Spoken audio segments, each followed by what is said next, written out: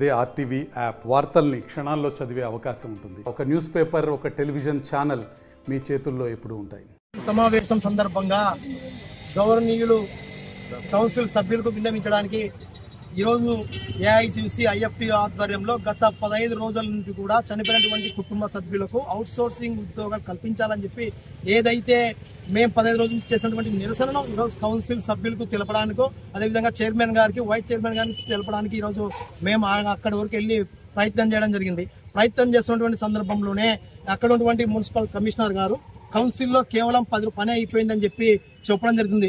పని అయిపోయిందంటే మాకు అభ్యంతరం లేదు, కానీ పని అయిపోయిందని చెప్పి ఇప్పుడు దాదాపు 5 ఏళ్ల కాలం నుంచి అదిగో ఉద్యోగం ఇస్తాం, ఇదిగో ఉద్యోగం ఇస్తాం అని చెప్పి పచ్చి అబద్ధాలతో చనిపోయినటువంటి కుటుంబ సభ్యులని పక్కాగా మోసం చేయడం జరిగింది.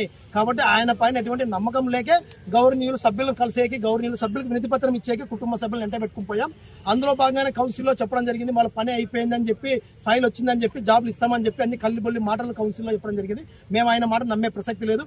మేము ఒకటే విజ్ఞప్తి చేస్తున్నాం, అయ్యా కలెక్టర్ గారే సైన్ చేసి అప్రూవల్ చేసి దాదాపు 10 రోజులు కావస్తుంది. 10 రోజులు కావాల్సినటువంటి నేపథ్యంలోనే కనీసం ఫైల్ ఇంచన్నా కదిలిందా అని చెప్పి కమిషనర్ గారు మేము అడుగుతున్నాం. కేవలం మాటలతోనే మసిపూసి మారక చేసి మభ్య పెట్టాలనుకోవడం ఇది మీ మూర్ఖత్వం సార్. ఖచ్చితంగా ఉద్యోగాలు వచ్చేంత వరకు, వాళ్ళ చేతిలో ఆర్డర్ కాపీ వచ్చేంత వరకు మా పోరాటం కొనసాగిస్తామని చెప్పి గవర్నీయ సభ్యులు కూడా మేము తెలియజేస్తున్నాం. ఇందులో కానీ పోలీసు అధికారులు కూడా మాకు సహకరించాలని చెప్పి వాళ్ళని పేరున విజ్ఞప్తి చేస్తున్నాం. ఈ యొక్క జాబులు రాకపోతే మున్సిపాలిటీలో పనిచేసినటువంటి పారిశుద్ధ్య కార్మికులు భవిష్యత్తులో చనిపోయిన వాళ్ళ కుటుంబ సభ్యులు కూడా ఇదే విధంగా రోడ్డున పడతారు. కాబట్టి మానవ దృక్పథంతో ఆలోచించండి అని చెప్పి విజ్ఞప్తి చేస్తున్నాం. మరి ఇంకో ముఖ్య విషయం ఏంటంటే, గతంలో గుర్తిలో మున్సిపల్ కమిషనర్గా పనిచేసినటువంటి గంగిరెడ్డి సార్ గారు ఉన్నప్పుడే అక్కడ చనిపోయినటువంటి కుటుంబాలను ఆయన ఎక్కించి వచ్చాడు అక్కడికి. కానీ ఇక్కడికి ఎక్కించడానికి ఏమో రూల్స్, రెగ్యులేషన్స్, అదిగో ఇదిగో అని చెప్పి పూర్తి స్థాయిలో మభ్య పెడుతున్నాడు. అందుకు ఎందుకు కారణం మభ్య పెడుతున్నావు, కారణాలు ఏంటి చెప్పంటే చెప్పడం లేదు.